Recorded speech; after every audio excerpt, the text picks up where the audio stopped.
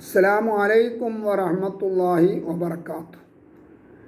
നമ്മുടെ ദോഷങ്ങൾ പൊറുക്കപ്പെടാനും നമ്മളുടെ ഡിഗ്രികൾ, നമ്മളുടെ പദവികൾ വർദ്ധിക്കാനും പലവിധ കാര്യങ്ങൾ ഇസ്ലാമിലുണ്ട്.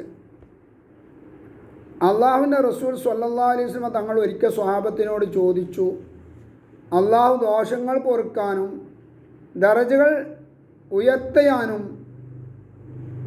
ഉള്ള മാർഗങ്ങൾ ഞാൻ നിങ്ങൾക്ക് പറഞ്ഞു തരട്ടെയോ? അവർ അതെ യാ റസൂലല്ലാഹ് എന്ന് പറഞ്ഞു.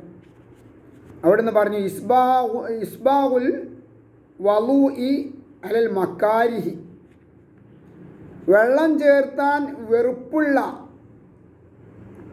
അവയവങ്ങളിലൊക്കെ വുളൂഇൻ്റെ വെള്ളത്തെ വ്യാപിപ്പിച്ച് എത്തിക്കുക.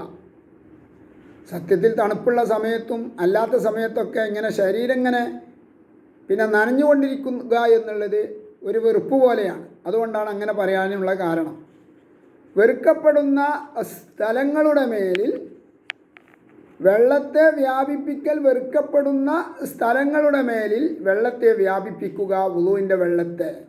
മാത്രമല്ല കസറത്തുൽ ഖുത്താ ഇലൽ മസാജിദി, പള്ളികളിലേക്ക്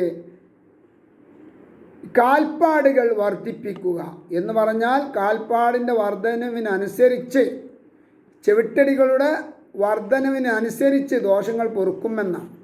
വന്തിലാറു സ്വലാത്തി ബാദസ്വല, ഒരു നിസ്കാരം കഴിഞ്ഞതിൻ്റെ ശേഷം അടുത്ത നിസ്കാരത്തെ പ്രതീക്ഷിച്ചു കൊണ്ടിരിക്കുക.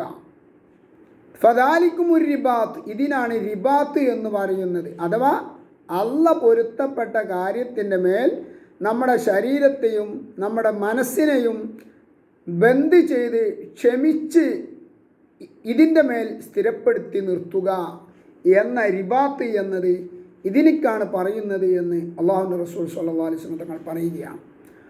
അതുപോലെ കാര്യങ്ങൾ നിർവഹിക്കാൻ നമുക്ക് അള്ളാഹു തൗഫീക്ക് ചെയ്യുമാറാവട്ടെ. ആമീൻ.